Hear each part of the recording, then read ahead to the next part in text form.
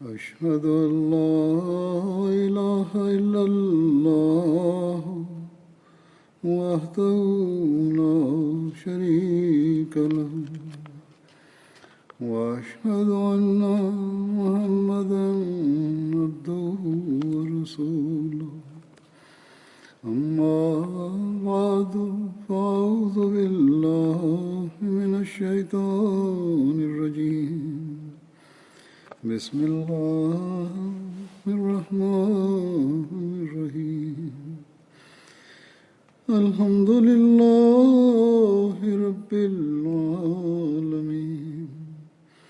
الرحمن الرحيم مالك يوم الدين إياك نعبد وإياك نستعين اهدنا الصراط المستقيم صراط الذين أنعمت عليهم غير المغضوب عليهم ولا الضالين.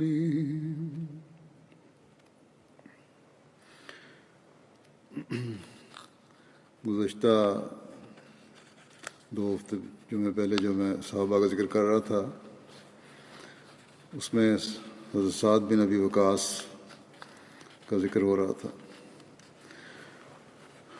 اور انہیں کے بارے میں آج بھی مزید کچھ باتیں ہیں.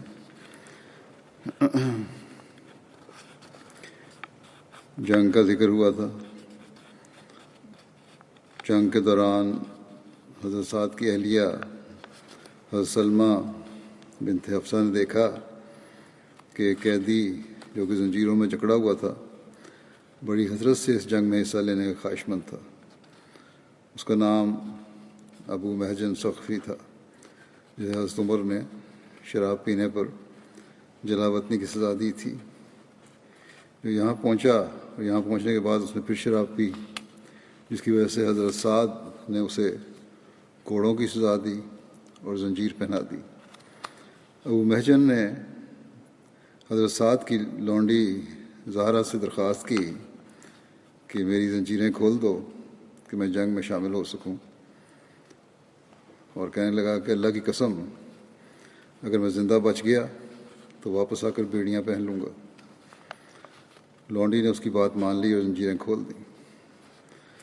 ابو محجن نے حضرت سعد کے گھوڑے پر سوار ہو کر میدان جنگ کا رخ کیا اور دشمنوں کی صفوں میں گھس گیا اور سیدھے جا کر سفید بڑے ہاتھی پر حملہ کیا.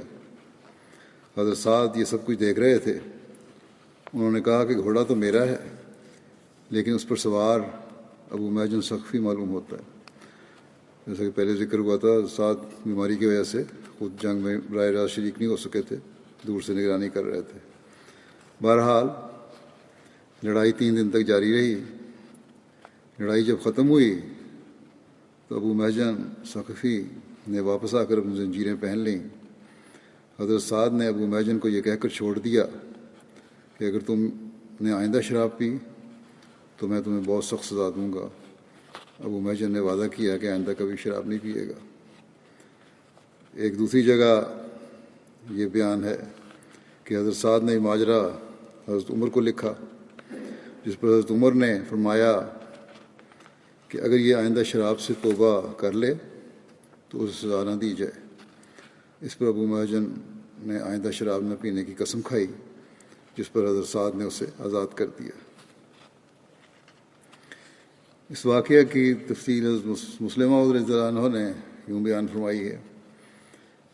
بجائے یہ وہاں پہلے تو ذکر ہے کہ لونڈی نے چھوڑا تھا لیکن آپ نے اس طرح لکھا ہے کہ حضرت سعد بن ابی وقاص رسول کریم صلی اللہ علیہ وسلم کے خاص صحابہ میں سے تھے. حضرت عمر نے انہیں اپنے زمانہ خلافت میں ایرانی فوج کے مقابلے میں اسلامی فوج کا کمانڈر بنایا تھا. اتفاقاً انہیں ران پر ایک پھوڑا نکل آیا جسے ہمارے ہاں گھمبیر کہتے ہیں. وہ لمبے عرصے تک چلتا چلا گیا, بتیرا علاج کیا مگر کوئی فائدہ نہ ہوا.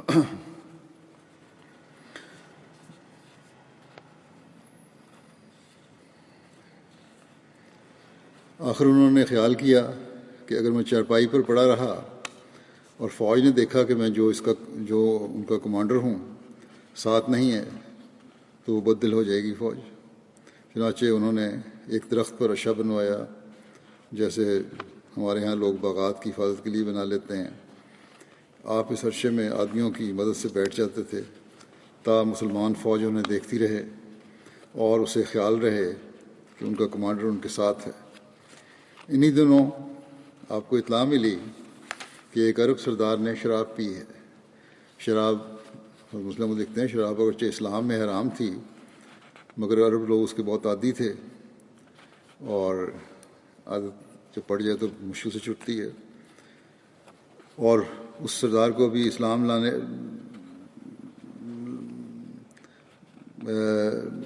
پر دو تین سال کا ہی عرصہ گزرا تھا، اور 2-3 سال کے عرصے میں پرانی عادت پڑی ہو، مسلم عورت لکھتے ہیں کہ پھر عادت جاتی نہیں ہے۔ بہرحال حضرت سعد بن ابی وقاص کو جب اس مسلمان عرب سردار کی متعلق اطلاع ملی کہ اس نے شراب پی ہے تو آپ نے اسے قید کر دیا۔ ان دنوں باقاعدہ قید خانے نہیں ہوتے تھے۔ جس شخص کو قید کرنا مقصود ہوتا اسے کسی کمرے میں بند کر دیا جاتا تھا اور اس پر پہرہ مقرر کر دیا جاتا تھا۔ چنانچہ اس مسلمان عرب سردار کو بھی ایک کمرے میں بند کر دیا گیا اور دروازے پر پہرہ لگا دیا گیا۔ لکھتے ہیں کہ وہ سال تاریخ اسلام میں مصیبت کا سال کہلاتا ہے جب یہ جنگ ہو رہی تھی، کیونکہ مسلمانوں کا جنگ میں بہت نقصان ہوا تھا۔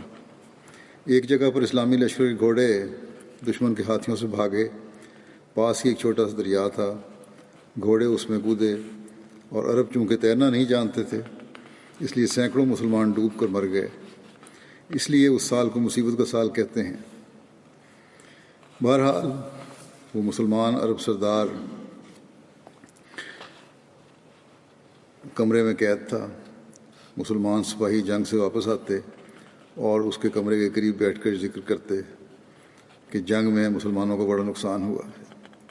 وہ کڑتا اور اس بات پر اظہار افسوس کرتا کہ وہ اس موقع پر جنگ میں حصہ نہیں لے سکا۔ بے شک اس میں ایک کمزوری تھی کہ اس نے شراب پی لی، لیکن وہ تھا بڑا بہادر، اس کے اندر جوش پایا جاتا تھا۔ جنگ میں مسلمانوں کے نقصانات کا ذکر سن کر وہ کمرے میں اس طرح ٹہلنے لگ جاتا جیسے پنجرے میں شیر ٹہلتا ہے۔ ٹہلتے ٹہلتے وہ شعر پڑھتا جس کا مطلب یہ تھا کہ آج ہی موقع تھا کہ تو اسلام کو بچاتا اور اپنی بہادری کے جوہر دکھاتا، مگر تو قید ہے۔ حضرت سعد کی بیوی بڑی بہادر عورت تھیں۔ وہ ایک دن اس کے کمرے کے پاس سے گزریں تو انہوں نے شعر سن لیے۔ انہوں نے دیکھا کہ وہ پہرا نہیں ہے، کہ وہاں پہرا نہیں ہے۔ وہ دروازے کے پاس گئیں اور اس قیدی کو مخاطب کرتے ہوئے کہا کہ تجھے پتہ ہے کہ سعد نے تجھے قید کیا ہوا ہے؟ اگر اسے پتہ لگ گیا کہ میں نے تجھے قید سے آزاد کر دیا ہے تو مجھے چھوڑے گا نہیں، لیکن میرا جی چاہتا ہے کہ میں تجھے قید سے آزاد کر دوں تاکہ تو اپنی خواہش کے مطابق اسلام کے کام آ سکے۔ اس نے کہا اب جب لڑائی ہو مجھے چھوڑ دیا کریں، میں وعدہ کرتا ہوں کہ لڑائی کے بعد فوراً واپس آ کر اس کمرے میں داخل ہو جایا کروں گا۔ اس عورت کے دل میں بھی اسلام کا درد تھا اور اس کی حفاظت کے لیے جوش پایا جاتا تھا، اس لیے اس نے اس شخص کو قید سے نکال دیا۔ چنانچہ وہ لڑائی میں شامل ہوا اور ایسی بے جگری سے لڑا کہ اس کی بہادری کی وجہ سے اسلامی لشکر بجائے پیچھے ہٹنے کے آگے بڑھ گیا۔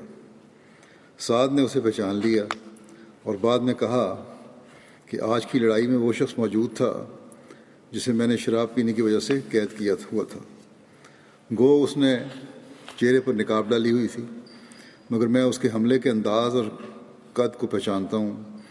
میں اس شخص کو تلاش کروں گا جس نے اسے قید سے نکالا ہے اور اسے سخت سزا دوں گا، یعنی جس نے اس کو اس قید سے باہر نکالا، اس کی زنجیریں کھولیں، اس کو سخت سزا دوں گا۔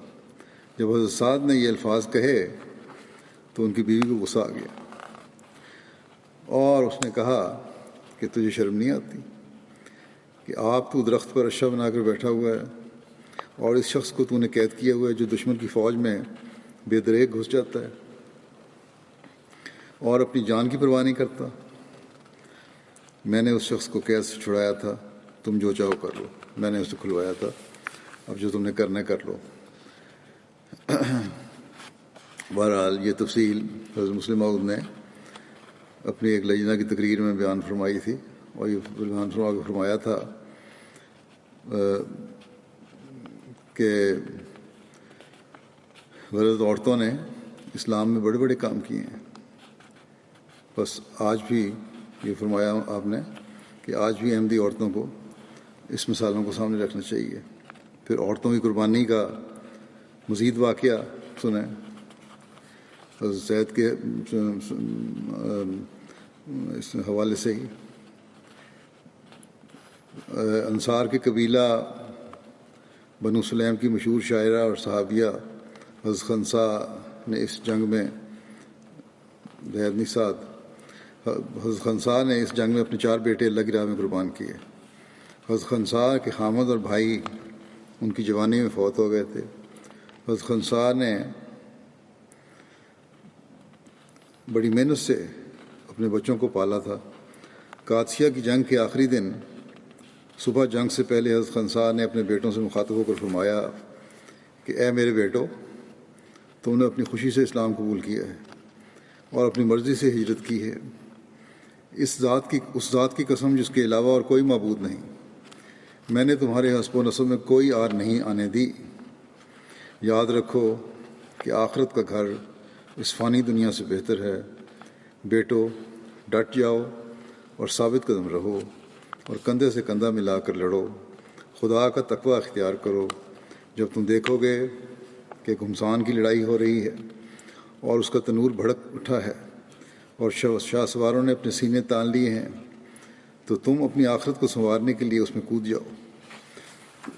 حضرت خنسا کے بیٹوں نے ان کی وصیت پر عمل کرتے ہوئے اپنے گھوڑوں کی باگیں اٹھائیں اور رضیہ شیر پڑھتے ہوئے میدان جنگ میں کود گئے اور بہادری سے لڑتے ہوئے شہید ہو گئے۔ اس روز شام سے پہلے قادسیہ پر اسلامی پرچم لہرا رہا تھا۔ حضرت خنسا کو بتایا گیا کہ تمہارے 4 بیٹے شہید ہو گئے ہیں، تو انہوں نے کہا کہ اللہ کا شکر ہے کہ اللہ نے انہیں شہادت سے سرفراز کیا۔ میرے لیے کم فخر نہیں کہ وہ راہ حق میں قربان ہو گئے۔ مجھے امید ہے کہ اللہ تعالی ہمیں اپنی رحمت کے سائے میں ضرور جمع رکھے گا۔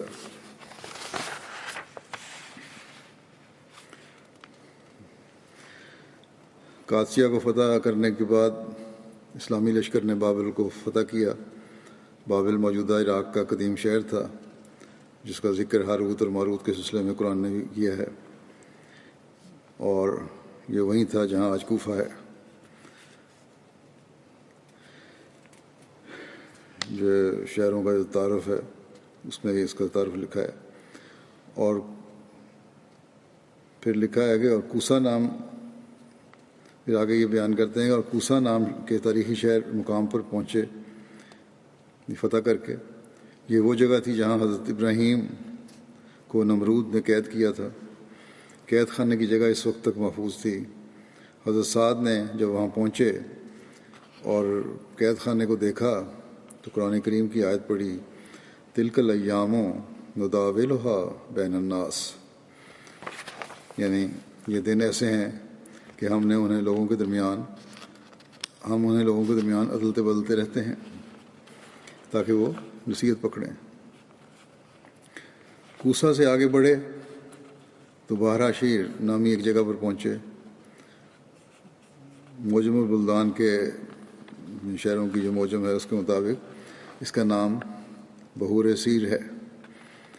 بحور سیر دریائے دجلہ کے مغرب میں واقع میں عراق کے شہر مدائن کے قریب بغداد کے نواحی علاقوں میں سے ایک مقام کا نام ہے۔ یہاں کسرا کا شکاری شیر رہتا تھا۔ حضرت سعد کا لشکر قریب پہنچا تو انہوں نے اس درندے کو لشکر پر چھوڑ دیا۔ شیر گرج کر لشکر پر حملہ آور ہوا۔ حضرت سعد کے بھائی ہاشم بن ابی وقاص لشکر کے ہراول دستے کے افسر تھے۔ انہوں نے شیر پر تلوار سے ایسا وار کیا کہ شیر وہیں ڈھیر ہو گیا۔ پھر اسی جنگ میں مدائن کا مارکہ بھی ہے۔ مدائن کسرا کا پایا تخت تھا۔ یہاں پر اس کے سفید محلات تھے۔ مسلمانوں اور مدائن کے درمیان دریائے دجلہ حائل تھا۔ ایرانیوں نے دریا کے تمام پل توڑ دیے۔ حضرت سعد نے فوج سے کہا کہ مسلمانوں، دشمن نے دریا کی پناہ لے لی ہے، آؤ اس کو تیر کر پار کریں۔ اور یہ کہہ کر انہوں نے اپنا گھوڑا دریا میں ڈال دیا۔ حضرت سعد نے سپاہیوں نے اپنے قائد کی پیروی کرتے ہوئے گھوڑے دریا میں ڈال دیے اور اسلامی فوجیں دریا کے پار اتر گئیں۔ ایرانیوں نے یہ حیران کن منظر دیکھا تو خوف سے چلانے لگے اور بھاگ کھڑے ہوئے کہ دیو آ گئے، دیو آ گئے۔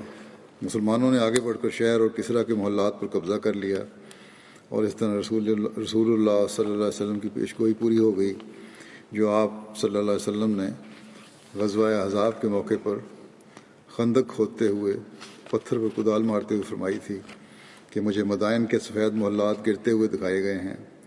ان محلات کو سنسان حالات میں دیکھ کر حضرت سعد نے سورہ دخان کی آیات پڑھیں، کم ترکو من جنات و عیون، کم ترکو من جنات و عیون و زروع و مقام کریم و نعمت کانوا فیہا فاکہین کذالک وورثناہا قوما آخرین۔ کتنے ہی باغات اور چشمے ہیں جو انہوں نے پیچھے چھوڑے، اور کھیتیاں اور عزت و احترام کے مقام بھی، اور ناز و نعمت جس میں وہ مزے اڑایا کرتے تھے۔ اسی طرح ہوا اور ہم نے ایک دوسری قوم کو اس نعمت کا وارث بنا دیا۔ بہرحال اس کے بعد حضرت سعد نے حضرت عمر کی خدمت میں لکھ کر مزید آگے بڑھنے کی اجازت چاہی، جس پر حضرت عمر نے ان سے فرمایا کہ سر دست اسی پر اکتفا کرو اور مفتوحہ علاقے کے نظم و نسق کی طرف توجہ کی جائے۔ چنانچہ حضرت سعد نے مدائن کو مرکز بنا کر نظم و نسق کو مستحکم کرنے کی کوشش شروع کی اور اس کام کو بخوبی نبھایا۔ آپ نے عراق کی مردم شماری اور پیمائش کروائی، رعایا کے آرام و آسائش کا انتظام کیا، اور اپنے حسن و تدبر اور حسن عمل سے ثابت کیا کہ آپ کو اللہ نے جنگی صلاحیتوں کے ساتھ ساتھ انتظامی صلاحیتوں سے بھی بہرہور فرمایا ہے۔ رعایا کا سمجھتے ہیں لوگ کہ مسلمانوں نے فتح کیا تو رعایا کا خیال نہیں رکھا، لیکن مسلمانوں نے جب شہر فتح کیے تو وہاں کے رہنے والوں کو پہلے سے بڑھ کر خیال رکھا گیا۔ پھر تعمیر کوفہ ہے۔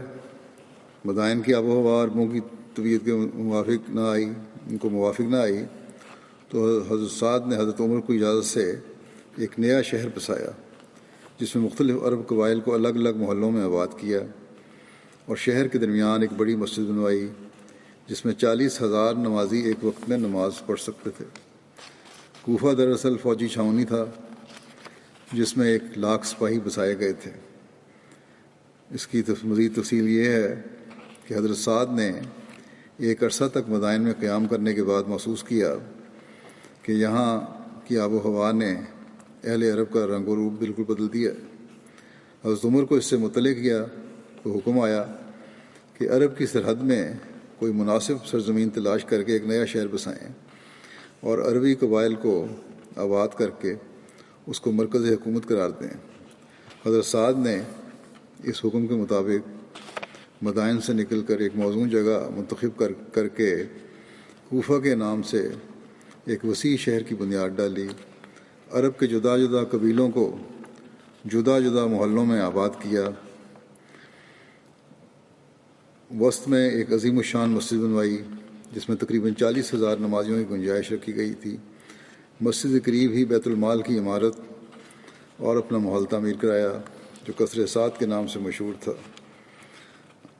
پھر مارکہ نہاوند ہے، جہاں 21 ہجری میں ایرانیوں نے عراق عجم یعنی عراق کا وہ حصہ جو فارسیوں کے پاس تھا اس میں مسلمانوں کے خلاف جنگی تیاریاں کیں، اور مسلمانوں سے مفتوحہ علاقے واپس لینے کی غرض سے نہاوند کے مقام پر 1,50,000 جنگجو اکٹھے ہوئے مسلمانوں کے خلاف۔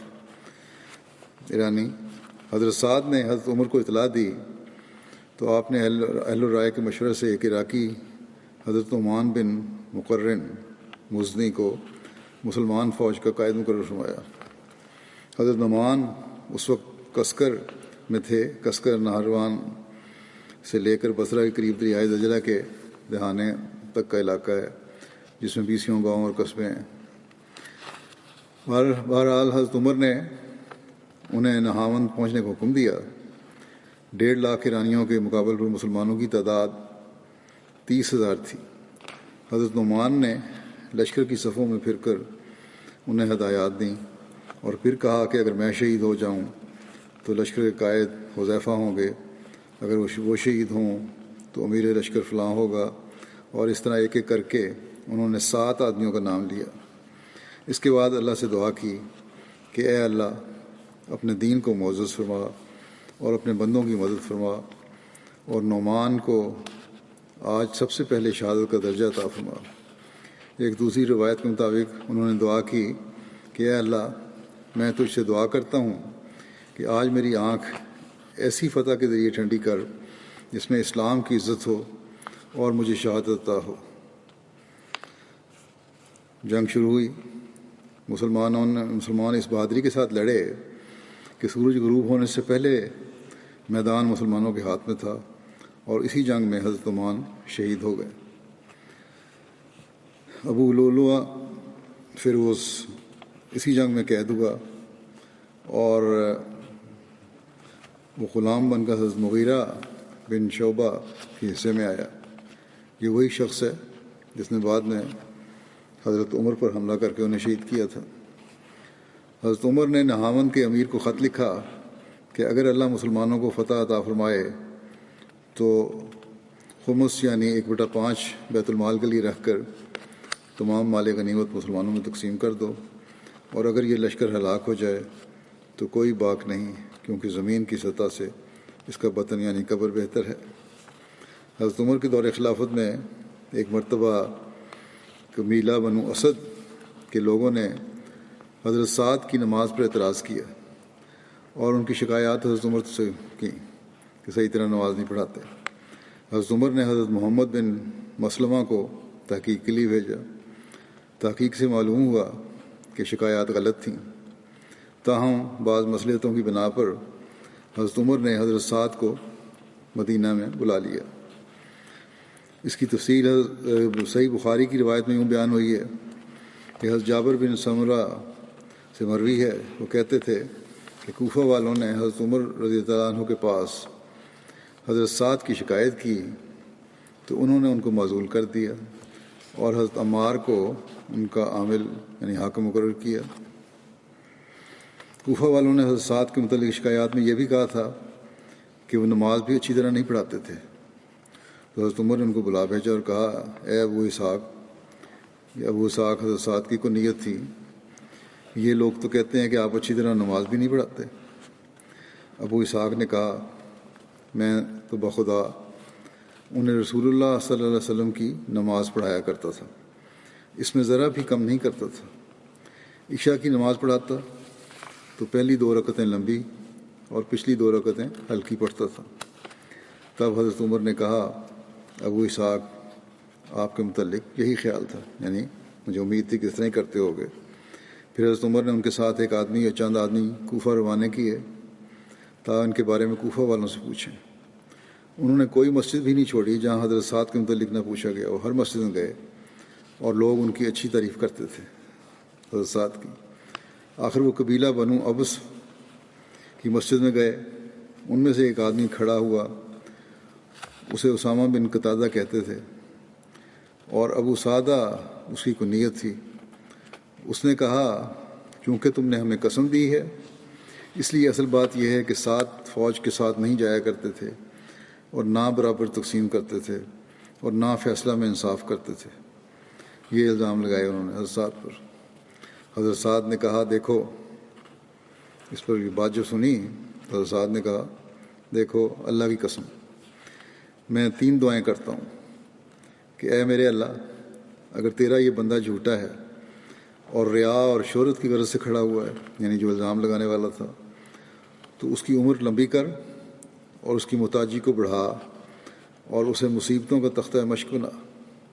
اس کے بعد جب کوئی اس کا حال پوچھتا اس شخص کا جس نے الزام لگایا تھا تو وہ کہتا پیر فرتوت ہوں، بہت بڑا ہو چکا ہوں، بری حالت ہے، مصیبت زدہ ہوں، اور حضرات کی بد دعا مجھے لگ گئی ہے. یعنی جو میں نے جھوٹا الزام لگایا تھا اس کا نتیجہ بھگت رہا ہوں. عبد الملک کہتے تھے کہ میں نے اس کے بعد اسے دیکھا ہے کہ حالت یہ تھی کہ بڑھاپے کی وجہ سے اس کی بھویں اس کی دونوں آنکھوں پر آ پڑی تھیں، اور تعجب ہے کہ اس کے باوجود وہ اس کی اخلاقی حالت کا یہ حال تھا کہ وہ راستوں میں چھوکریوں کو چھیڑتا اور چشمک کرتا تھا. بخاری میں سارا واقعہ درج ہے. بہرحال ان شکایات کا حضرت سعد کو بہت دکھ ہوا، اور آپ نے کہا عربوں میں سے میں پہلا ہوں جس نے اللہ کی راہ میں تیر پھینکا، اور ہم نبی کریم صلی اللہ علیہ وسلم کے ساتھ جنگ کے لیے نکلتے، اور حالت یہ تھی کہ ہمارے پاس کھانے کی کوئی چیز نہ ہوتی سوائے درختوں کے پتے ہی. ہمارا یہ حال تھا کہ ہم میں سے ہر ایک جو ہے اس طرح مینگنیاں کرتا جیسے اونٹ لیت کرتے ہیں، یا مینگنیاں بکریاں کرتی ہیں، یعنی خشک. اور اب یہ حال ہے کہ بنو اسد ابن خزیمہ مجھ کو آداب اسلام سکھاتے ہیں. تب تو میں بالکل نامراد رہا اور میرا عمل ضائع ہو گیا. اور بنو اسد کے لوگوں نے حضرت عمر کے پاس چغلی کھائی تھی اور کہا تھا کہ وہ اچھی طرح نماز نہیں پڑھتا. یہ بخاری کی ہے. 23 ہجری میں جب حضرت عمر پر قاتلانہ حملہ ہوا تو حضرت عمر سے لوگوں نے عرض کی کہ آپ خلافت کے لیے کسی کو نامزد کریں. اس پر حضرت عمر نے انتخاب خلافت کے لیے ایک بورڈ مقرر کیا جس میں حضرت عثمان، حضرت علی، حضرت عبد الرحمن بن عوف، حضرت سعد بن ابی وقاص، حضرت زبیر بن عوام اور حضرت طلحہ بن عبید اللہ تھے. حضرت عمر نے فرمایا ان میں سے کسی ایک کو چن لینا، کیونکہ رسول اللہ صلی اللہ علیہ وسلم نے انہیں اہل جنت قرار دیا ہے. پھر فرمایا کہ اگر خلافت سعد بن وقاص کو مل گئی تو وہی خلیفہ ہوں، ورنہ جو بھی تم میں سے خلیفہ ہو وہ سعد سے مدد لیتا رہے، کیونکہ میں نے انہیں اس لیے معزول نہیں کیا کہ وہ کسی کام کے کرنے سے عاجز تھے، اور نہ اس لیے کہ انہوں نے کوئی خیانت کی تھی. جب حضرت عثمان خلیفہ منتخب ہوئے تو انہوں نے حضرت سعد کو دوبارہ کوفہ کا والی بنا دیا. آپ 3 سال تک اس عہدے پر فائز رہے، اور اس کے بعد کسی وجہ سے حضرت سعد کا حضرت عبداللہ بن مسعود سے جو اس وقت بیت المال کے انچارج تھے اختلاف ہوا، اس کی وجہ سے حضرت عثمان نے انہیں معزول کر دیا. حضرت سعد کو معزول ہونے کے بعد حضرت سعد نے مدینہ میں گوشہ نشینی اختیار کر لی. جب حضرت عثمان کے خلاف فتنہ و فساد شروع ہوا تب بھی آپ گوشہ نشین ہی رہے. ایک روایت میں آتا ہے کہ فتنے کے زمانے میں ایک مرتبہ حضرت سعد کے صاحبزادے نے حضرت سعد سے پوچھا کہ آپ کو کس چیز نے جہاد سے روکا ہے؟ اس پر حضرت سعد نے جواب دیا کہ میں تب تک نہیں لڑوں گا یہاں تک کہ مجھے ایسی تلوار لا کر دو جو مومن اور کافر کو پہچانتی ہو. اب تو مسلمان آپس میں لڑ رہے ہیں. ایک دوسری روایت میں یہ بھی ہے کہ حضرت سعد نے فرمایا کہ ایسی تلوار لاؤ جس کی آنکھیں ہونٹ اور زبان ہو، اور جو مجھے بتائے کہ فلاں شخص مومن ہے اور فلاں شخص کافر ہے. اب تک تو میں صرف کافروں کے خلاف لڑا ہوں.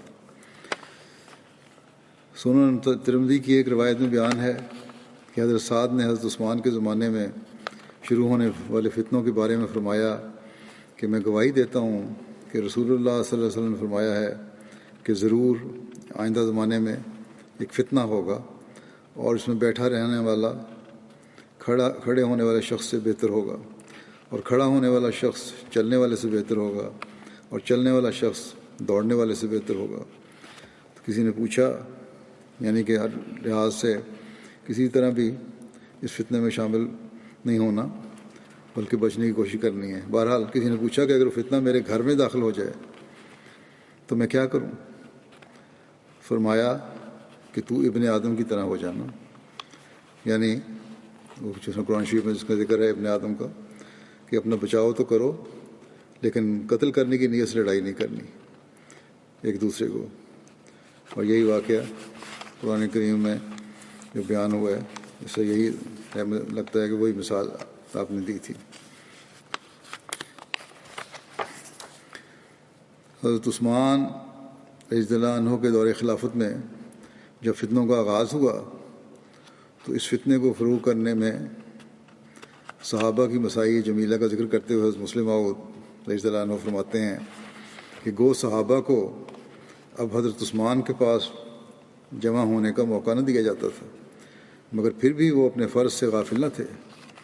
مصلحت وقت کے ماتحت انہوں نے 2 حصوں میں اپنا کام تقسیم کیا ہوا تھا۔ جو سن رسیدہ بوڑھے تھے اور جن کا اخلاقی اثر عوام پر زیادہ تھا، وہ تو اپنے اوقات کو لوگوں کے سمجھانے پر صرف کرتے تھے، اور جو لوگ ایسا کوئی اثر نہ رکھتے تھے یا نوجوان تھے، وہ حضرت عثمان کی حفاظت کی کوشش میں لگے رہتے تھے۔ پھر لکھتے ہیں کہ اول ذکر جماعت میں حضرت علی اور حضرت سعد بن ابی وقاص فاتح فارس فتنہ کے کم کرنے میں سب سے زیادہ کوشاں تھے۔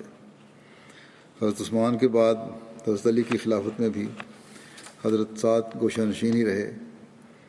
ایک روایت کے مطابق جب حضرت علی اور امیر معاویہ کے درمیان اختلاف بڑھا تو امیر معاویہ نے 3 صحابہ حضرت عبداللہ بن عمر، حضرت سعد بن ابی وقاص اور حضرت محمد بن مسلمہ کو اپنی مدد کے لیے خط لکھا، اور ان کو لکھا کہ وہ حضرت علی کے خلاف ان کی مدد کریں۔ اس پر ان تینوں نے انکار کیا۔ حضرت سعد نے امیر معاویہ کو یہ اشعار لکھ کر بھیجے کہ معاویہ داؤک داؤ العیاء ولیسا لما تجیو بہی دواؤ ایدونی ابو حسن علی فلم اردد علیہ ما یشاء وقلت له آتنی سیفا بصیرا تمیز بہ العداوۃ والولاء اتطمع فی الذی آیا علی الا ما قد طمعت بہ الافاء لیوم منہ خیر منک حیا ومیتا انت للمرء الفداء۔ کہ ترجمہ اس کا یہ ہے کہ اے معاویہ، تیری بیماری سخت ہے، تیرے مرض کی کوئی دوا نہیں۔ کیا تو اتنا بھی نہیں سمجھتا کہ ابو حسن یعنی حضرت علی نے مجھے لڑنے کے لیے کہا تھا، مگر میں نے ان کی بات بھی نہیں مانی، اور میں نے ان سے کہا کہ مجھے ایسی تلوار دے دیں جو بصیرت رکھتی ہو اور مجھے دشمن اور دوست سے میں فرق کر کے بتا دے۔ اے معاویہ، کیا تو امید رکھتا ہے کہ جس نے لڑائی کرنے کے لیے حضرت علی کی بات نہ مانی ہو وہ تیری بات مان لے گا؟ حالانکہ حضرت علی کی زندگی کا ایک دن تیری ساری زندگی اور موت سے بہتر ہے، اور تو ایسے شخص کے خلاف مجھے بلاتا ہے۔ اسد الغابہ کی روایت ہے، واقعہ درج ہے۔ ایک روایت میں آتا ہے کہ ایک مرتبہ امیر معاویہ نے حضرت سعد سے پوچھا کہ ابو تراب حضرت علی کی کنیت تھی ہے، ان کو برا کہنے سے آپ کو کس چیز نے منع کیا ہے؟ ان کو برا نہیں کہتے۔ حضرت سعد نے فرمایا وہ 3 باتیں جو رسول اللہ صلی اللہ علیہ وسلم نے ان کے بارے میں فرمائی ہیں، اگر ان میں سے ایک بھی مجھے مل جاتی تو وہ میرے لیے سرخ اونٹوں سے بھی زیادہ محبوب ہوتی۔ ان 3 باتوں کی وجہ سے میں کبھی ان کو یعنی حضرت علی کو برا نہیں کہوں گا۔ نمبر 1 یہ کہ ایک مرتبہ رسول اللہ صلی اللہ علیہ وسلم حضرت علی کو کسی غزوے میں حضرت علی کو اپنے غزوے میں اپنے پیچھے چھوڑا۔ اس پر حضرت علی نے آپ سے عرض کی کہ یا رسول اللہ صلی اللہ علیہ وسلم، آپ مجھے عورتوں اور بچوں میں چھوڑ رہے ہیں؟ اس پر حضرت رسول اللہ صلی اللہ علیہ وسلم نے فرمایا کیا تو اس بات پر خوش نہیں کہ تیرا میرے ساتھ ویسا ہی تعلق ہے جیسا کہ ہارون کا موسیٰ کے ساتھ تھا، صرف اس فرق کے ساتھ کہ میرے بعد تجھے نبوت کا مقام حاصل نہیں ہے۔ نمبر 2 بات یہ کہی کہ غزوہ خیبر کے موقع پر رسول اللہ صلی اللہ علیہ وسلم نے ایک مرتبہ فرمایا کہ میں ایسے شخص کو اسلامی جھنڈا عطا کروں گا جو اللہ اور اس کے رسول سے محبت رکھتا ہے، اور اللہ اور اس کا رسول اس سے محبت رکھتے ہیں۔ اس پر ہم لوگوں نے اس کی خواہش کی، ہر ایک خواہش پیدا ہوئی کہ جھنڈا ہمیں دیا جائے، ہم بھی اللہ سے پھر رسول سے محبت رکھتے ہیں۔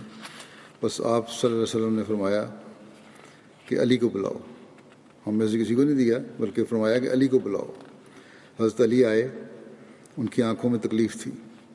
رسول اللہ صلی اللہ علیہ وسلم نے ان کی آنکھ میں اپنا لعاب دہن ڈالا اور ان کو اسلامی جھنڈا دیا، اور اللہ نے اس روز مسلمانوں کو فتح عطا فرمائی۔ پھر تیسری بات یہ انہوں نے بیان کی کہ جب آیت فَقُلْ تَعَالَوْا نَدْعُ أَبْنَاءَنَا وَأَبْنَاءَكُمْ وَنِسَاءَنَا وَنِسَاءَكُمْ ہوئی، اس کا ترجمہ یہ ہے کہ تو کہہ دے کہ آؤ ہم اپنے بیٹوں کو بلائیں اور تم اپنے بیٹوں کو، اور اپنی عورتوں کو بلائیں اور تم اپنی عورتوں کو۔ جب یہ نازل ہوئی آیت تو رسول اللہ صلی اللہ علیہ وسلم نے حضرت علی، حضرت فاطمہ اور حضرت حسن اور حضرت حسین کو بلایا اور فرمایا کہ اے اللہ، یہ میرا اہل و عیال ہے۔ ترمذی کی روایت ہے یہ۔ حضرت سعد بن ابی وقاص کے بیٹے مصعب بن سعد بیان کرتے ہیں کہ میرے والد کی وفات کا وقت آیا تو ان کا سر میری گود میں تھا، میری آنکھوں میں آنسو بھر آئے۔ انہوں نے مجھے دیکھا اور مجھ سے کہا کہ اے میرے پیارے بیٹے، تجھے کیا چیز رلاتی ہے؟ میں نے عرض کیا آپ کی وفات کا غم، اور اس بات کا غم کہ میں آپ کے بعد آپ کا بدل کسی کو نہیں دیکھتا۔ اس پر حضرت سعد نے فرمایا مجھ پر مت رو، اللہ مجھے کبھی عذاب نہیں دے گا اور میں جنتیوں میں سے ہوں۔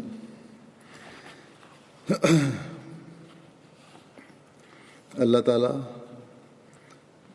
بعض لوگ اعتراض کرتے ہیں کہ جی فلاں نے کہہ دیا فلاں پروگرام میں جنتیوں میں سے کس طرح ہو گئے، تو یہاں حضرت سعد بھی فرما رہے ہیں کہ میں جنتیوں میں سے ہوں۔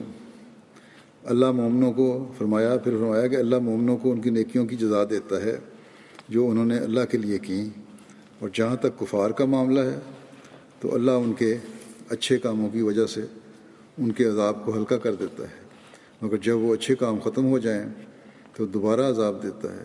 ہر انسان کو اپنے اعمال کی جزا اس سے طلب کرنی چاہیے جس کے لیے اس نے عمل کیا ہو۔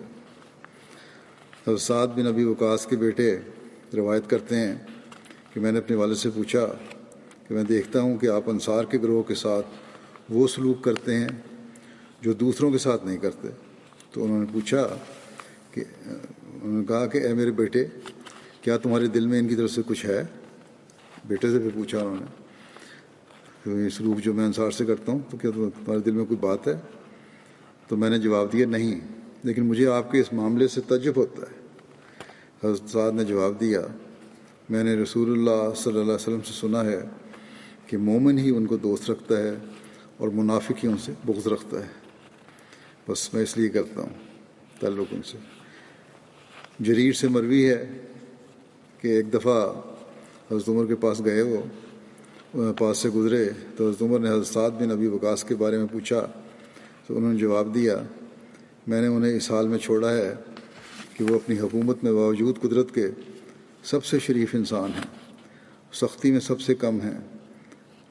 وہ تو ان لوگوں کے لیے مہربان ماں جیسے ہیں، وہ ان کے لیے ایسے جمع کرتے ہیں جیسے چونٹی جمع کرتی ہے۔ جنگ کے وقت لوگوں میں سے سب سے زیادہ بہادر ہیں اور قریش میں سے لوگوں کے سب سے زیادہ محبوب ہیں۔ حضرت سعد بن ابی وقاص نے 55 ہجری میں وفات پائی۔ وفات کے وقت آپ کی عمر 70 برس سے کچھ زیادہ تھی۔ بعض کے نزدیک آپ کی عمر 74 سال تھی، جبکہ بعض کے نزدیک آپ کی عمر 83 سال تھی۔ حضرت سعد بن ابی وقاص کی وفات کے سال کے بارے میں اختلاف ہے۔ مختلف روایات میں آپ کی وفات کا سال 51 ہجری ہے سے لے کر 58 ہجری تک ملتا ہے، لیکن اکثر نے آپ کی وفات کا سال 55 ہجری بیان کیا ہے۔ حضرت سعد بن ابی وقاص نے وفات کے وقت 2.5 لاکھ درہم ترکے میں چھوڑے۔ حضرت سعد بن ابی وقاص نے عقیق مقام پر وفات پائی جو مدینہ سے 7 میل کے فاصلے پر تھا یا 10 میل کے فاصلے پر تھا، بعض کہتے ہیں۔ وہاں سے آپ کی میت کو لوگ کندھوں پر رکھ کر مدینہ لائے۔ اور مسجد نبوی میں نماز جنازہ ادا کی گئی۔ آپ کا جنازہ مروان بن حکم نے پڑھا جو اس وقت مدینہ کا حکمران تھا۔ آپ کی نماز جنازہ میں ازواج مطہرات نے بھی شرکت فرمائی۔ آپ کی تدفین جنت البقیع میں ہوئی۔ حضرت سعد بن ابی وقاص کے جنازے کے بارے میں روایت ملتی ہے۔ حضرت عبداللہ بن زبیر حضرت عائشہ سے بیان کرتے ہیں کہ جب حضرت سعد بن ابی وقاص کی وفات ہوئی تو نبی صلی اللہ علیہ وسلم کی ازواج مطہرات نے کہلا بھیجا کہ لوگ ان کا جنازہ لے کر مسجد میں آئیں تاکہ وہ یعنی ازواج بھی ان کی نماز جنازہ پڑھیں۔ چنانچہ انہوں نے ایسا ہی کیا۔ جنازہ ان کے حجروں کے سامنے رکھا گیا تاکہ وہ نماز جنازہ پڑھ لیں۔ پھر انہیں باب جنائز سے باہر لے جایا گیا جو بیٹھنے کی جگہوں کے پاس تھا۔ پھر ان ازواج مطہرات کو یہ بات پہنچی کہ لوگوں نے اس بات پر نکتہ چینی کی ہے اور کہتے ہیں کہ جنازے مسجد میں داخل نہیں کیے جاتے تھے۔ حضرت عائشہ کو یہ بات پہنچی تو انہوں نے کہا کہ لوگ کتنی جلدی ایسی باتوں پر نکتہ چینی کرنے لگ جاتے ہیں جن کا ان کو علم نہیں ہوتا۔ انہوں نے ہم پر اعتراض کیا ہے، یعنی لوگوں نے، حضرت عائشہ نے کہا ہم پر یہ اعتراض کیا ہے کہ جنازہ مسجد میں سے گزارا گیا، حالانکہ رسول اللہ صلی اللہ علیہ وسلم نے سہیل بن بیضاء کی نماز جنازہ مسجد کے اندر ہی پڑھی تھی۔ مسلم کی روایت ہے یہ۔ حضرت سعد بن ابی وقاص نے اپنی مرض الموت میں وصیت کی کہ میرے لیے لحد بنانا اور مجھ پر اینٹیں نصب کرنا جیسا کہ رسول اللہ صلی اللہ علیہ وسلم کے لیے کیا گیا تھا۔ یہ بھی مسلم کی روایت ہے۔ حضرت سعد بن ابی وقاص نے مہاجرین میں سب سے آخر پر وفات پائی۔ حضرت سعد بن مردوں میں سے حضرت سعد بن ابی وقاص نے اپنی وفات کے وقت ایک اونی جبہ نکالا اور وصیت کی کہ مجھے اس کا کفن پہنانا، کیونکہ میں اس جبے کو پہن کر غزوہ بدر میں شامل ہوا تھا اور میں نے اسے اسی وقت کے لیے یعنی وفات کے وقت کے لیے سنبھال کر رکھا تھا۔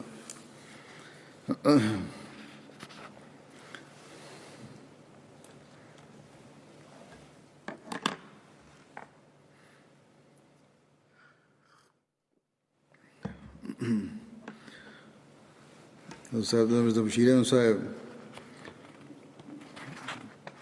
لکھتے ہیں سیرت خاتم النبیین میں کہ حضرت عمر کے زمانے میں جب صحابہ کے وظیفے مقرر ہوئے تو بدری صحابیوں کا وظیفہ ممتاز طور پر خاص مقرر کیا گیا۔ خود بدری صحابہ بھی جنگ بدر کی شرکت پر خاص فخر کرتے تھے۔ چنانچہ مشہور مستشرق ولیم میور صاحب بھی لکھتے ہیں کہ بدری صحابی اسلامی سوسائٹی کے اعلیٰ ترین رکن سمجھے جاتے تھے۔ سعد بن ابی وقاص جب 80 سال کی عمر میں فوت ہونے لگے تو انہوں نے کہا کہ مجھے وہ چوغا لا دو جو میں نے بدر کے دن پہنا تھا اور جسے میں نے آج کے دن کے لیے سنبھال کر رکھا ہوا ہے۔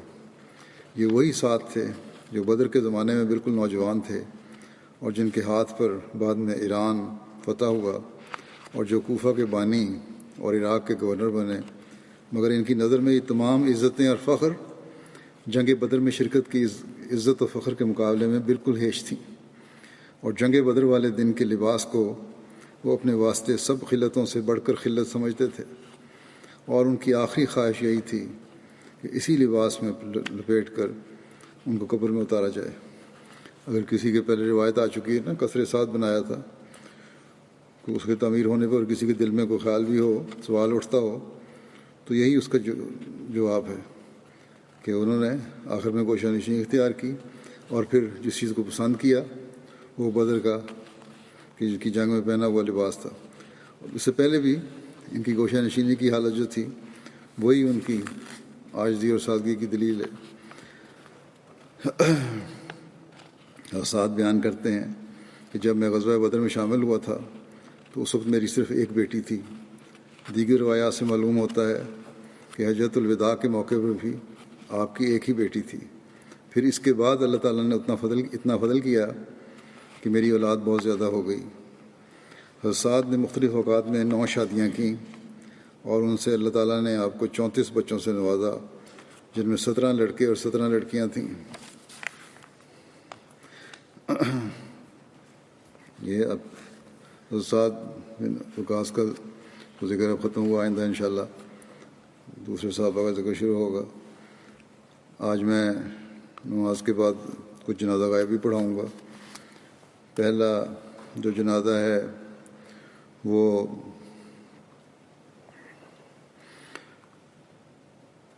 مکرم صفدر علی گجر صاحب کا ہے، جو شعبہ ضیافت مسجد فضل میں رضاکار کے طور پر خدمات انجام دے رہے تھے۔ 25 جولائی کو بوجہ ہارٹ اٹیک ان کی وفات ہوئی، چند روز ہسپتال میں داخل رہے۔ 79 سال ان کی عمر تھی۔ انا للہ و انا الیہ راجعون۔ خدا کے فضل سے موسی تھے۔ 30 سال تک شعبہ ضیافت یو کے میں بطور والنٹیئر خدمت کی توفیق پائی انہوں نے، اور آخر دم تک حضرت مسیح موعود علیہ السلام کے مہمانوں، کارکنان اور وفد جماعت کی بے مثال خدمت اور ضیافت کی توفیق پاتے رہے۔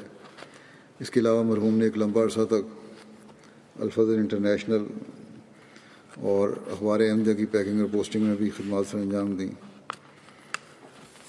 بڑا لمبا عرصہ ان کا اسائلم کیس لٹکا رہا، اور جب ایک لمبے عرصے کے بعد اسائلم کیس پاس ہوا اور ان کی فیملی کے یو کے آنے کے سامان ہوئے تو اللہ تعالیٰ کا بہت شکر ادا کیا کرتے تھے، اور کبھی شکوہ نہیں کیا کہ اتنا لمبا عرصہ ان کو اکیلا رہنا پڑا۔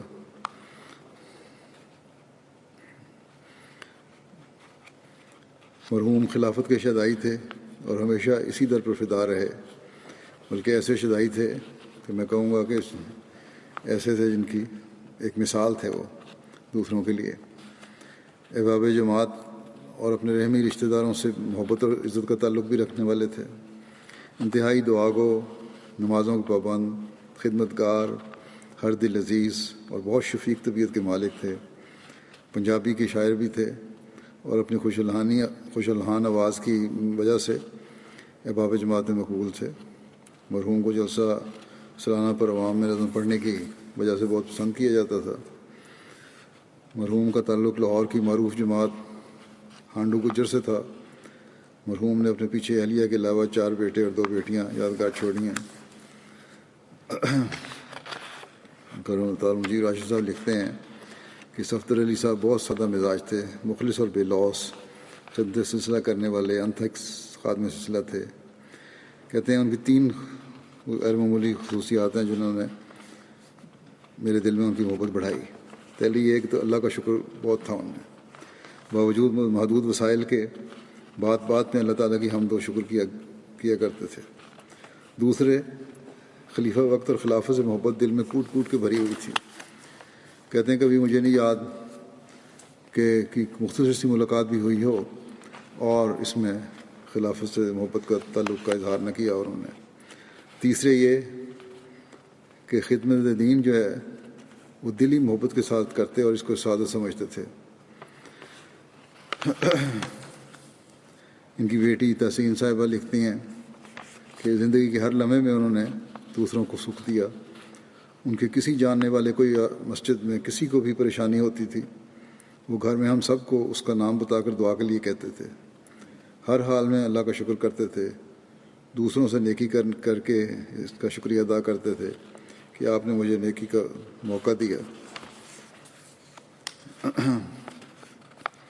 پھر کہتے ہیں کہ وہ کہتے تھے کہ تم دونوں بہنیں مجھے اس لیے بھی بڑی پیاری ہو کہ نبی کریم صلی اللہ علیہ وسلم نے فرمایا ہے کہ جو بیٹیوں کی عزت کرے گا اس کو جنت میں میرا ساتھ ملے گا۔ انہوں نے ہمیں کہتی ہیں کہ بہت محبت کے ساتھ عزت و احترام بھی بہت دیا۔ دوسری بیٹی ہیں رضیہ صاحبہ، کہتی ہیں کہ ہمیشہ ہمارے والد خلافت کی اطاعت اور محبت کی تلقین کرتے تھے اور خود بھی خلافت سے محبت کا بہت بڑا نمونہ تھے۔ کہتے ہیں کہ جو بھی ان کی تعزیت کے لیے آتا ہے وہ یہی کہتا ہے کہ ہمیں لگتا تھا کہ ہم سے زیادہ پیار کرتے ہیں، لیکن وہ سب سے ہی پیار کرتے تھے۔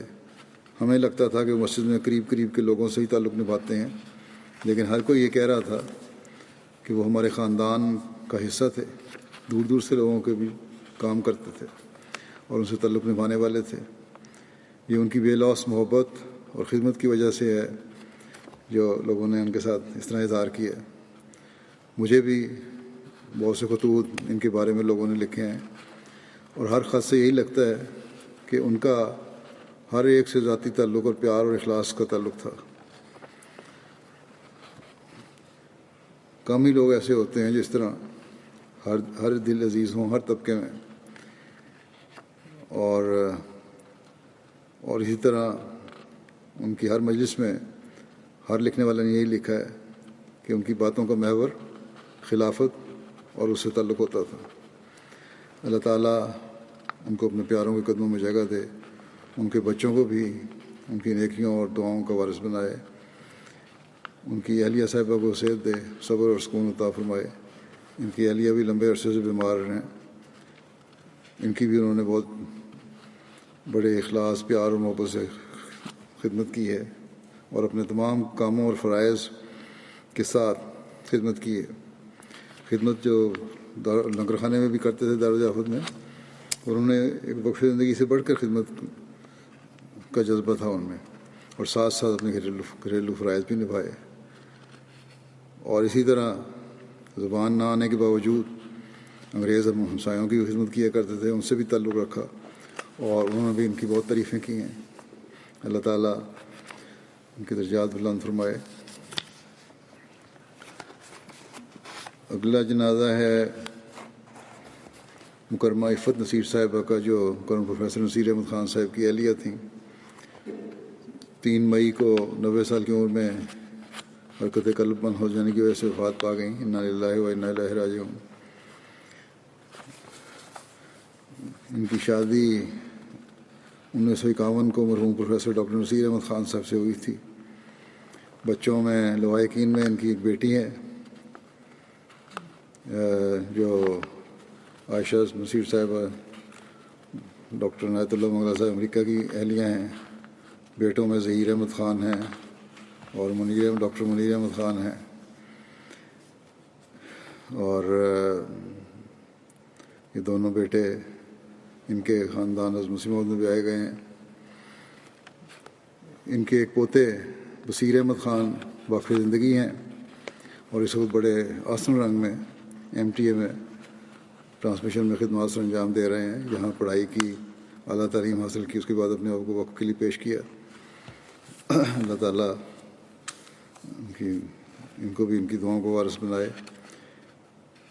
ان کے بیٹے لکھتے ہیں کہ جب ہم چھوٹے تھے تو والدہ کے ساتھ ہی سوتے تھے، اور ہماری اکثر رات کو آنکھ کھلتی تھی تو تہجد کی نماز میں رو رو کر دعا کر رہی ہوتی تھی۔ یہی بات ان کی بیٹی نے بھی لکھی ہے۔ قرآن کریم کی باقاعدہ تلاوت کرتی تھیں، اور ہم پر بچوں پر بھی لازمی تھا کہ صبح تلاوت کر کے اسکول جائیں، اس کے بغیر اجازت نہیں۔ یہ لاہور میں بھی رہی ہیں، شروع میں 60 کی دہائی میں وہاں جنرل سیکرٹری لجنہ کے طور پر ماڈل ٹاؤن میں خدمات انجام دیتی رہیں۔ 28 سال تک صدر لجنہ دارالنصر غربی کی خدمت سر انجام دی، اور اس وقت وسائل بھی تھوڑے ہوتے تھے اور پھیلے ہوئے محلے تھے، سواریاں نہیں تھیں، پیدل ہی دور دور کے علاقوں میں جو دارالنصر کا محلہ تھا دریا تک پھیلا ہوا تھا، وہاں تک جایا کرتی تھیں خود۔ پھر جو خلیفہ مسیح رابع نے احباب جماعت کو یہ تحریک فرمائی کہ اپنے تمام غیر احمدی رشتہ داروں اور کمزور احمدیوں کو خطوط لکھے جائیں، تو انہوں نے بھی اپنے رشتہ داروں کو بے شمار خطوط لکھے۔ کسی نہ کسی بہانے غریب عزیزوں اور محلہ داروں کی مدد کرتی رہتی، اور خاص طور پر رمضان کے دنوں میں ضرور ان کو کچھ نہ کچھ پکا کے بھیجتی رہتی۔ ہمیشہ یہ کوشش ہوتی تھی کہ لوگوں کو آپس میں جوڑیں اور پھٹنے سے بچائیں۔ ان کی بیٹی عائشہ صاحبہ لکھتی ہیں کہ ایک وقف زندگی کے ساتھ بہت ہی خندہ پیشانی کے ساتھ زندگی گزاری، اور ہماری تعلیم و تربیت وہ اپنا اولین فرض سمجھتی تھیں، اور اس کے ساتھ دعائیں بھی بہت کرتی تھیں۔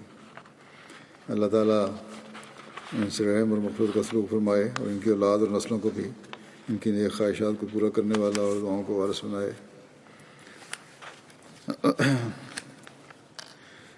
اگلا جنازہ ہے مکرم عبدالرحیم ساقی صاحب کا، جو کارکن تھے جنرل سیکرٹری آفس UK کے۔ 31 مارچ کو وفات پا گئے تھے۔ انا للہ و انا الیہ راجعون۔ اللہ کے فضل سے موسی تھے۔ 31 دسمبر 1934 کو موضع رائے پور ریاست نابھا ہندوستان میں پیدا ہوئے تھے۔ ان کے والد کا نام رحمت علی تھا۔ ان کے خاندان میں احمدیت ان کے والد مرحوم کے تایا جان جو صحابی تھے حضرت مسیح علیہ السلام کے چودھری کریم بخش صاحب نمبردار، ان کے ذریعے سے آئی تھی۔ عبدالرحیم ساقی صاحب مرحوم کے والد کی خالہ زاد اور تایا زاد بہن رحیمن بی بی صاحبہ صحابیہ اہلیہ مکرم مولوی مولوی قدرت اللہ صاحب سنوری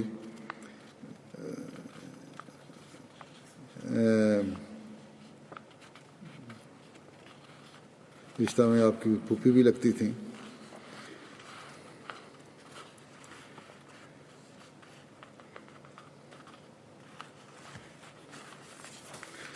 ساقی صاحب مرحوم کو 1958 سے لے کر 1968 تک 10 سال بطور سیکرٹری مال اور قائد مجلس خدام الحمدیہ تخت ہزارہ خدمت کی توفیق ملی۔ پارٹیشن کے بعد یہ تخت ہزارہ کے آباد ہو گئے تھے۔ اس کے بعد 1968 میں جماعت احمدیہ تخت ہزارہ کے امیر مقرر کیے گئے اور جولائی 1974 تک بطور امیر جماعت خدمت چلانے کی توفیق ملی۔ 13 جولائی 1974 کو تخت ہزارے کے غیر احمدی شرپسند ٹولے نے ارد گرد کے علاقوں میں سے گنڈوں اور معاندین احمدیت کے بہت بڑے مسلح جتھے کو جمع کر کے احمدیوں کے خلاف فسادات برپا کرنے کی سلسلہ شروع کر دیا۔ مسجد کے ایک حصے کو آگ لگا کر اس پر قبضہ کر لیا۔ مہمان خانے کو مکمل طور پر جلا دیا۔ ساقی صاحب کی کریانہ کی دکان تھی، اس کو لوٹ کے آگ لگا دی۔ اسی طرح آپ کی ایک دوسری کپڑے کی دکان تھی، اس کو بھی قبضہ کر لیا۔ گھروں کو نظر آتش کر دیا اور یہ اندر ہی تھے اور دھوئیں کی وجہ سے یہ بے ہوش ہو گئے۔ بے ہوشی کی حالت میں شرپسند ان کو اٹھا کے مسجد کے میں لے گئے اور لاؤڈ اسپیکر سے اعلان کر دیا کہ میں نے اسلام قبول کر لیا اور توبہ کر لی ہے، تاکہ دوسرے احمدی بھی منحرف ہو جائیں جماعت سے۔ بہرحال جب انہیں ہوش آیا تو انہیں دیکھا کہ برچیوں اور نیزوں کے ارد گرد میں کہ نرگے میں بیٹھے ہیں یہ، اور اس کا بڑا ان کے ذہن پہ اثر ہوا۔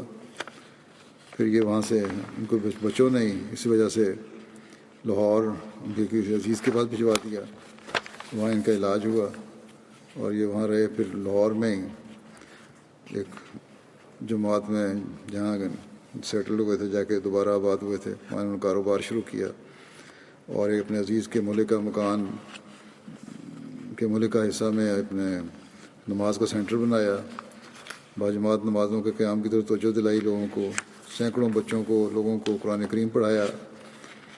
پھر نومبر 2000 میں یہ ہجرت کر کے لندن آ گئے۔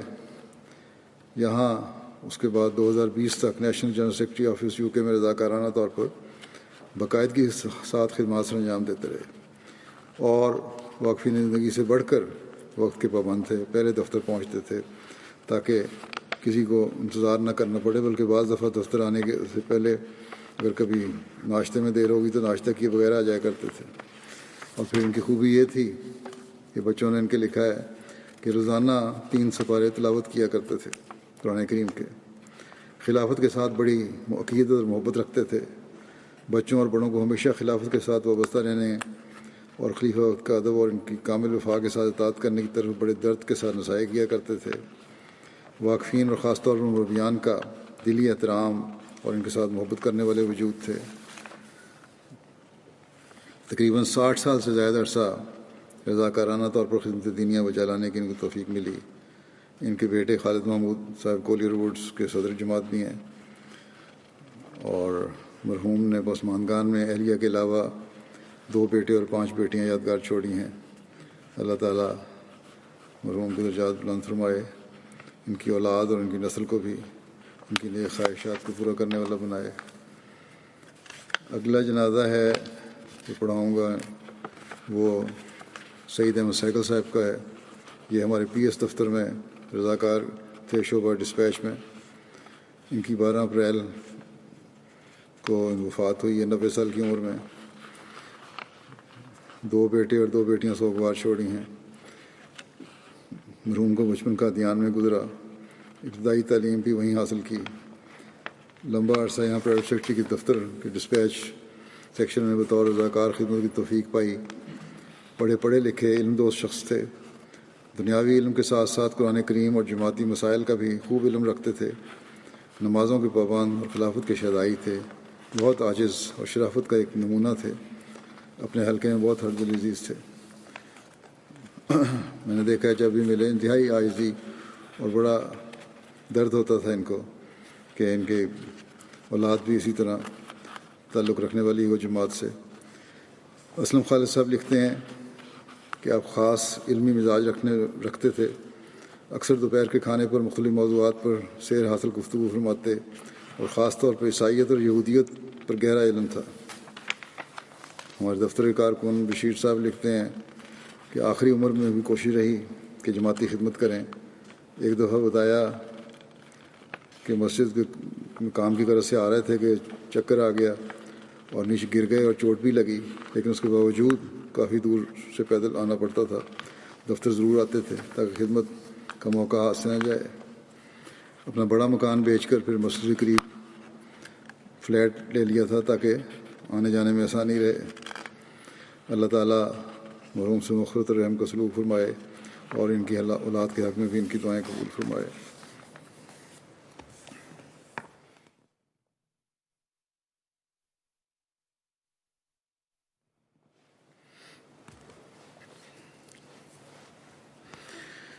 الحمد للہ نحمده ونستعینه ونستغفره ونؤمن به ونتوکل علیہ ونعوذ باللہ من شرور انفسنا ومن سیئات اعمالنا من يهده الله فلا مضل له ومن يضلل فلا هادي له ونشهد أن لا إله إلا الله ونشهد أن محمدا عبده ورسوله عباد الله رحمكم الله إن الله يأمر بالعدل والإحسان وإيتاء ذي القربى وينهى عن الفحشاء والمنكر والبغي يعظكم لعلكم تذكرون اذكروا الله يذكركم وادعوه يستجب لكم ولذكر الله أكبر۔